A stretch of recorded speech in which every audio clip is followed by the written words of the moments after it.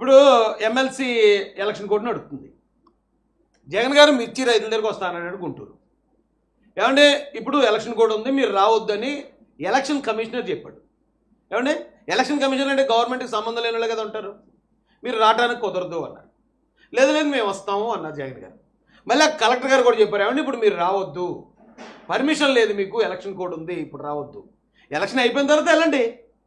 ఇప్పుడు మిర్చి పండటం ఆగదు, మిర్చి కోయటం ఆగదు, మిర్చి రైతులు ఎక్కడికి ఇప్పుడు దేశం వదిలేదు విదేశాలు వెళ్ళిపోతలేదు. ఓ వారం రోజుల తర్వాత వెళ్ళినా అక్కడే ఉంటారు వాళ్ళు. మీరు రావద్దండి అంటే అబ్బాయి సమస్య లేదు మేము వస్తాం, మీరు ఏం చేస్తారో చేయండి, మీరు మాకు ఏమైనా అరెస్ట్ చేస్తారా, మేము జనాలకి ఇగో తప్పుడుగా అరెస్ట్ చేశారని చెప్తాం, మీరు మమ్మల్ని అడ్డుకుంటారు, ఇదిగో మమ్మల్ని. సరే ఏమంటాడండి, ముందు ఇతను కాదు కానీ ఇతను ఇంకొక ఆయన, ఇది వైసీపీ మీడియా. వైసీపీ అధ్యక్షుడు మాజీ ముఖ్యమంత్రి జగన్మోహన్ రెడ్డి గుంటూరు మిర్చి ఆడుకు వెళ్లారు. అయితే అక్కడ ఒక్క పోలీసు కూడా కనిపించకపోవడం అందరినీ దిగ్భ్రాంతికి గురి చేస్తోంది. కావాలని ప్రభుత్వ ఆదేశాల మేరకు పోలీసు అధికారులు పోలీసుల్ని అక్కడికి పంపలేదు అన్న విమర్శలు పెద్దెత్తున. మీరు నిన్న వంశీ గారి దగ్గరికి వెళ్ళారు, పోలీసులు ఉన్నారు కదా అక్కడ, మీకు సెక్యూరిటీ కల్పించారు కదా. మీరు అంతకుముందు ఈ మధ్యలోనే గవర్నమెంట్ వచ్చిన తర్వాత చాలా చోట్లకి వెళ్ళారు, అన్ని చోట్ల పోలీసు వచ్చారు, మిమ్మల్ని టేక్ కేర్ చేశారు, మిమ్మల్ని జాగ్రత్తగా రిసీవ్ చేసుకున్నారు, జాగ్రత్తగా మళ్ళీ ఇంటికి పంపించారు. ఇక్కడ మీకు పర్మిషన్ లేదు అని చెప్పాక, అంటే మీరు రావద్దండి అని పోలీసులు చెప్పాక అయినా కూడా నేను వస్తాను ఎవడే పీతోడు చూస్తానండి ఏమో మీరు వెళ్ళిపోతే మళ్ళీ మీకు కాపలా కాయడానికి పోలీసులు రాలేదని ఈ మీడియా ఏదైతే వైసీపీ మీడియా ఉందో ఇలా ప్రచారం చేయడం ఎంతవరకు న్యాయం సార్? ఇది వస్తున్నాయి. మాజీ ముఖ్యమంత్రి జగన్మోహన్ రెడ్డి జెడ్+ కేటగిరీలో ఉన్నారు. అయినప్పటికీ కూడా ఒక్క పోలీస్ కనిపించలేదు, కనీసం లో పార్టీని కూడా ఏర్పాటు చేయలేదు. దాంతో జగన్మోహన్ రెడ్డి పర్మిషన్ లేదురా ముర్రో రాకండ్రా బాబు అంటే మళ్ళీ మీరు దాన్ని ధిక్కరించుకుని వెళ్తే మీకు సెక్యూరిటీ పెట్టి రోప్ పార్టీలు పెట్టి, రోప్ పార్టీ ఒకటి సరిపోద్దండి, లేకపోతే టీ పార్టీ, కాఫీ పార్టీ, లేకపోతే వైన్ పార్టీ, ఇలాంటి పార్టీలు కూడా పెట్టాలండి. ఏంటి మీడియా అయిన అడుగుతున్నాను నేను, ఏ పార్టీలు పెట్టాలి చెప్పండి, మీరే చెప్పండి. పోనీ మెనూ పంపించండి ముందు రోజు, మేము మా నచ్చిన దగ్గరికి వెళ్తాం, మీరు పర్మిషన్ ఇచ్చిన ఇవ్వకపోయినా మేము వెళ్తాం, మేము చేయాల్సిన రచ్చ మేము చేస్తాం, మీరు మాత్రం మాకు అయ్యో బాబోయ్ ఎంత ప్రమాదం తెలుసండి ఇది. గవర్నమెంట్ మరి ఎవరు, ఇది డీజీపీ గారి నిర్ణయమా లేకపోతే అంతకన్నా పెద్దవాళ్ళు ఎవరైనా ఇచ్చారో ఈ ఆలోచన తెలియదు కానీ అయ్యి బాబు ఇది మామూలు దెబ్బ కాదండి. ఇది ఎరక్కపోయి వచ్చాను, ఇరుక్కుపోయాను అనుకున్నాడు అక్కడ జగన్ గారు, ఎరక్కపోయి వచ్చాడు. ఎంత ప్రమాదం జరుగుతుందో తెలుసా? జగన్మోహన్ రెడ్డి గారు కూడా మీకు నేను పర్సనల్గా చిన్న సలహా ఇస్తున్నానండి. మీరు ఇలాంటి జనంలోకి వెళ్ళేటప్పుడు మీ దగ్గర ల్యాండ్ క్రూజర్ ఉంది కదా, ల్యాండ్ క్రూజర్ వేసుకెళ్ళండి. ఎందుకంటే దానికి ఆ సన్ రూఫ్ ఉంటుంది, సన్ రూఫ్ నుంచి లేగండి పైకి. మీరు ఇక్కడ ఏం చేస్తారంటే డోర్ తీసుకుని డోర్ మధ్యలోంచి లెగిస్తున్నారు, క్రౌడ్ ఎక్కువైపోయింది అనుకోండి డోర్ నొక్కేస్తారు. ఇలాగ డోర్ నొక్కేశారంటే మొత్తం ఈ ఏరియా మొత్తం నలిగిపోతుంది, చాలా ప్రమాదం అవుతుందండి. అలాగే మీరు ఇంతమంది జనంలోకి వచ్చేసారు, కిందకి దిగితే అసలు మీకు పోహారైపోను అనమాట. మీరు చాలా తెలివిగా దిగలేదు కిందకి. మీరు కిందకి దిగారంటే ఈ షర్ట్ అడుగుని లాగి కూడా ఒకడు ఉంటాడు, ఆ షర్ట్ అడుగుని గీరే కూడా ఒకడు ఉంటాడు, జుట్టు అడుగుని వెనకలాగి కూడా ఒకడు ఉంటాడు. ఎరా బాబు అంటే ప్రేమ అంటారు సార్, అదంతా ప్రేమ అంటారు, మామూలుగా కాదు, నలిపి పారేస్తారు. పోలీసులు ఉండటం వల్ల మీకు చాలా తెలియట్లేదండి. మీరు ఎక్కడికైనా ఈసారి పర్మిషన్ లేకుండా వెళ్తే మీరు వైసీపీ వాళ్ళు అనుకుని ఉంటారు జగన్మోహన్ రెడ్డి గారిని పొలిమేరలో ఆపేస్తే మనం ధర్నా చేద్దాం, అక్కడ దీన్ని పెద్ద ఇష్యూ కింద క్రియేట్ చేద్దాం, డౌన్ పోలీసులు నశించాలి, కూటమి ప్రభుత్వం నశించాలి, మమ్మల్ని కనీసం అక్కడికి వెళ్ళనివ్వట్లేదని పెద్దగా చేసేద్దాం అనుకుని ఉంటారు. బాబు ఎవడేసారు కానీ ప్లాన్ మామూలు ప్లాన్ ఏం లేదండి, మామూలు ప్లాన్ కాదు ఇది. సరే వెళ్తున్నారు కదా వెళ్ళండి పోలీసులు, మీరు ఆగండి, అలాగే ఆగండి అన్నది అంతే. అస్సలు నిజంగా ఓ ప్రాణాపాయం తప్పినట్టు ఆయనకి. కిందకి దిగ్గపోవడం మాత్రం చాలా మంచిదైంది. అయితే మళ్ళీ ఈ ప్రచారాలు మాత్రం తప్పు కదండి బాబు. రావద్దు, మీకు పర్మిషన్ లేదండి, ఇప్పుడు రాకండి, ఎమ్మెల్సీ ఎలక్షన్ అయిపోయి వద్దురు కానీ అని చెప్పినప్పుడు మన చట్టాన్ని గౌరవించాలి కదా. చట్టాన్ని గౌరవించడం కోసం చట్టం ఎలా కాపలా కత్తదండి వచ్చి. మీ బాధలు మీరు పడాల్సిందే. ఇంక అప్పుడు ఇప్పుడు వెళ్ళారు చక్కగా అక్కడికి వెళ్ళి ఓ ప్రెస్ మీట్ పెడుతురు, ఎవరైతే రైతులు ఉన్నారో రైతుల గురించి ఏదో ఉన్నదో లేదో చెప్తారు, గవర్నమెంట్ మీద ఆరోపణలు చేద్దరు. ఇప్పుడు అవన్నీ చేయడానికి లేకుండా పోయింది కదా. వెళ్ళారు ఆ గోల మీరు ఏం మాట్లాడి ఆవిడకి వినపడదు, ఎలా వెళ్ళారు మళ్ళీ అలా ఇంటికి వెళ్ళిపోయారు. అవసరమా చెప్పండి ఇది? ఇక ఈయన ఎవరో ఈయన పేరు సాయి వండుతాడు చూడండి, మంచి పరమాన్నం. జగన్ పని అయిపోయింది, ఇక పట్టించుకునే వాడు లేడు, ఎవరు పట్టించుకోవట్లేదంట, అలాంటి ప్రచారాలు ఒక పక్కన జరుగుతుంటాయి. అదే జగన్ని చూడటానికి, కలవడానికి, ముట్టుకోవడానికి, సెల్ఫీలు తీసుకోవడానికి ఎగబడి వచ్చేసేటటువంటి జనం నిన్న విజయవాడ సభ్యుల దగ్గర కనిపించారు. జగన్ గారు ఎక్కడికి వెళ్ళినా ఒక 500 నుంచి 1000 మంది ఉంటున్నారు గ్యారంటీ. వాళ్ళు వస్తారు, సెల్ఫీలకి ఎగబడతారు, అది కూడా అవును నిజమే అది కూడా. కానీ సాయి గారు ఆయన ముఖ్యమంత్రి అభ్యర్థి. ఈ రాష్ట్రంలో దాదాపు 4-5 కోట్ల మంది ఉంటే 4-5 కోట్ల మంది కూడా ఆయన ఇష్టపడాలి. కేవలం ఒక 500-1000 మంది ఇష్టపడడం వల్ల మీరు అలాగే మోసం చేశారు జగన్మోహన్ రెడ్డి గారిని ఎంతమంది కూడా. సిద్ధం సభలో నెట్టి దానికి గ్రీన్ మ్యాట్లు పెట్టేసి లేని జనాన్ని ఉన్నట్టు చూపించి అన్నా మనం 175 అన్నారు. ఏమైంది? ఇప్పుడు కూడా మళ్ళీ ఎవరో వస్తున్నారు సెల్ఫీ. ఏమంటే సామాన్యుని నేను వెళ్తేనే నా మీద సెల్ఫీలు కాయపడతారు. సెల్ఫీలు అనేది అభిమానం అన్న అభిమానించారు అనుకోండి ప్రజలు ఆటోమేటిక్గా వస్తారు. ఆ మాత్రానికి అది ఏదో ఇంకా ప్రజాదరణ తగ్గలేదు, అయిపోయి ఇంకా పెరిగిపోతుంది. ఇలాంటి మెరుపు కళల్లోకి వెళ్ళిపోకండి. మెరుపు కళల్లోకి మీరు వెళ్ళిపోకండి. ఆ జగన్ గారిని తీసిపోకండి. అది కామన్. అది గుంటూరు విషయాల దగ్గర కనిపించారు. అయితే జగన్ కి చుక్కలు చూపించే పని ప్రభుత్వం చేసింది. ఎలాగా అంటే సెక్యూరిటీ లేకుండా చేయడం. అంటే జగన్ ఎలాంటి అనుమతి తీసుకోకుండా వస్తున్నాడు కాబట్టి పర్మిషన్ ఇలా మళ్ళీ 10 నోర్లు వేసుకుని గవర్నమెంట్ సెక్యూరిటీ ఇవ్వలేదు. ఆ జగన్మోహన్ రెడ్డి గారిని కావాలని ఇబ్బంది పెట్టారు. ఇదే 10 మంది 20 మంది 30 మంది 50 మంది మాట్లాడిస్తే జనం అదే నమ్మేస్తారనుకుంటున్నారు. తింగరోళ్ళు లేదు. ఇలాంటి తింగర పనులు చాలా చేసే కదా మీరు ఇరుక్కుపోయారు 24 ఎలక్షన్లో. అందరికీ తెలుసు.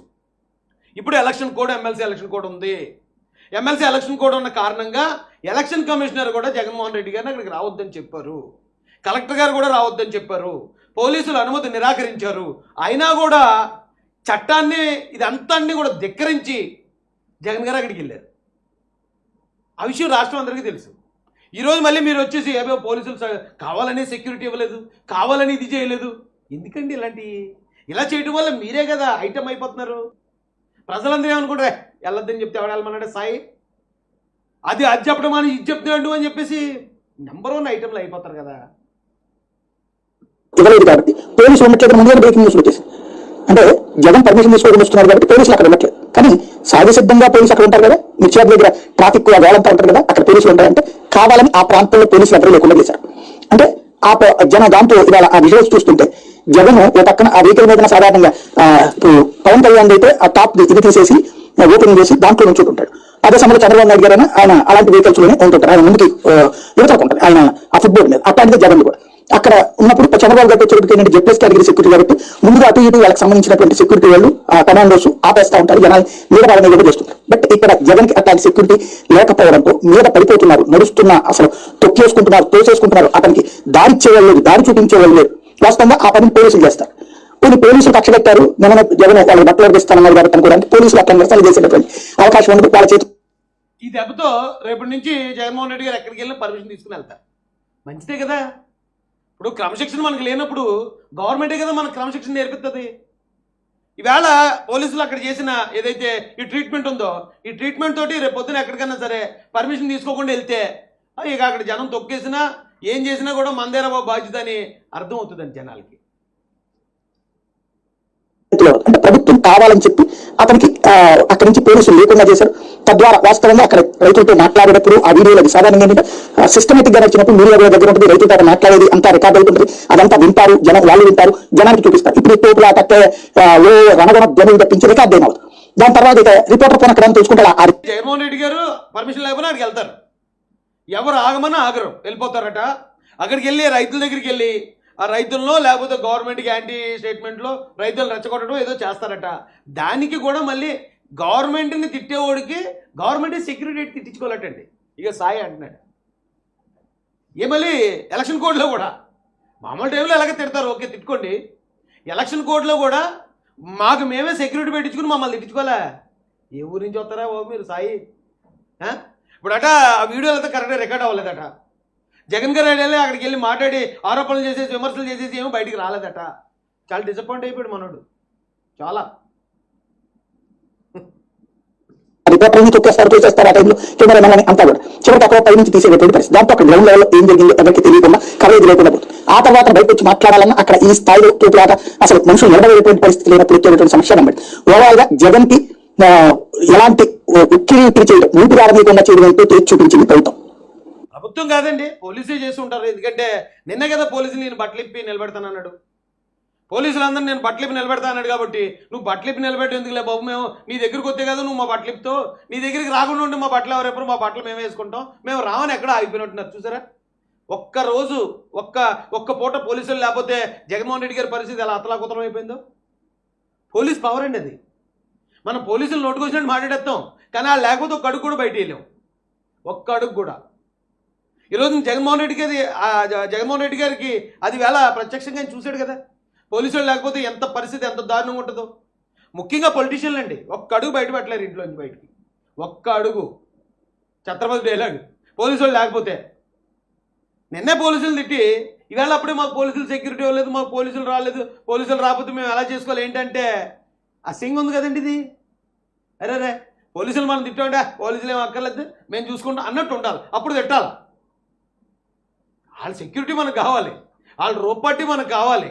వాళ్ళు వచ్చి క్లియర్ చేయకపోతే మన కారు కూడా ముందు కదలదు. వాళ్ళు వచ్చి మొత్తం జనాన్ని దూరంగా పెట్టకపోతే డోర్ తీసి మనం కిందకి దిగలేము, కానీ వాళ్ళే తిడతాం. వాళ్ళు తిట్టేదేమన్నా వాళ్ళు తప్పు చేసినప్పుడా, వాళ్ళ చట్ట ప్రకారం న్యాయం చేస్తే. తప్పు చేసిన వాళ్ళు జైల్లో పెడితే పోలీసులు తిడతామండి, పోలీసులు బట్టలు ఓడిస్తామా? అది మీరు బట్టలు తీసేస్తారని భయపడి రాట మానేశారు వేళ. రేపటి నుంచి కూడా రారేమో చూడండి. మరి అది మీరు ప్రెస్ మీట్ పెట్టే సారీ అండి ఏమనుకోకండి, మీ బట్టలు మేమేం ఓడదీయలేమండి అని చెప్పకపోతే మీరు ఎక్కడికి వెళ్ళినా పోలీసులు వచ్చేలా లేరు. వద్దండి బాబు, ఎందుకు ఒక ఎలా డ్యూటీ చేసినా ఏఎస్పీ గారు లేదు వెళ్ళాలి, చంద్రబాబు నాయుడు గారు ఒప్పుకోరు, ఎలాంటి డ్యూటీ కంటే వద్దండి బాబు, జగన్మోహన్ రెడ్డి గారి దగ్గరికి వెళ్తే మా బట్టలు కూడా తీసేస్తాడైనా మేము వెళ్ళమండి బాబు అన్నారనుకో, ఏంటండి పరిస్థితి? కదా ఏంటి పరిస్థితి? అందుకే అండి ఏదైనా మాట్లాడేటప్పుడు కొంచెం వెనక ముందు ఆలోచించి కూడా మాట్లాడాలి. పోలీసులను ఎదిరించారు సరే, మేము చాలాసార్లు ఎదిరించాం పోలీసు వాళ్ళని. ఎందుకే ఆ డాక్టర్ సుధాకర్ గారిని అలాగా కట్టేసి రోడ్డు మీద పడుకోబెట్టారు, ఎందుకని మేము ఎదిరించాం. Additional DGP PV Sunil Kumar ఎందుకే ఒక ఎంపీ గారిని అలా కొట్టించో, మాలాంటి సాధారణ వ్యక్తుల మీద ఎందుకు కేసులు పెట్టామని తిరగబడ్డాం వాళ్ళ మీద. అది ఏదైనా తిరగబడితే బా శభాష్ భలే అడిగాడు రా రాయేష్, లేకపోతే భలే అడిగారు రా జగన్మోహన్ రెడ్డి గారు అనిపించాలి తప్ప ఇదేంటిది నేరస్తుల తరపున నిలబడి పోలీసులకే ధమ్కియా? అయ్యి బాబు, నష్టపోతున్నాడు ఆయన. ఇప్పుడు ఆయన లేదు, ఆయన ఏం రాజకీయాల్లో లేడు, మామూలుగా ఒక డాన్లో ఉన్నాడు, లేదా ఒక బిజినెస్ మ్యాన్లో ఉన్నాడు అంటే ఓకే, ఆయన ఏం చేసినా పర్వాలేదు. ఆయన పాలిటిక్స్లో ఉన్నాడు, ప్రజలందరూ గమనిస్తున్నారు. ఇలా గమనించేటప్పుడు ఇలా ప్రతి చోట నేరస్తులుగా సపోర్టు, ఎవరు నేరం చేసాడో ఆడనకాల ఉంటాడు ఈయన వెళ్ళి. ఎలా యాక్సెప్ట్ చేస్తారు? ఆల్రెడీ చేత్కరించారు, మళ్ళీ అదే పొరపాటు చేసుకుంటే మీరు వెళ్తా అంటే మాకేంటి హ్యాపీ, మాకు మీరు అలా ఉంటే మేము ఇంకా చాలా హ్యాపీ. అదేంటి పరిస్థితి.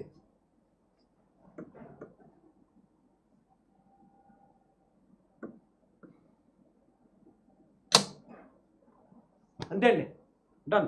జై భీమ్, జై భారత్, జై జై మహాసేన, జై తెలుగుదేశం, జై చంద్రబాబు, జై జై లోకేష్ అన్న.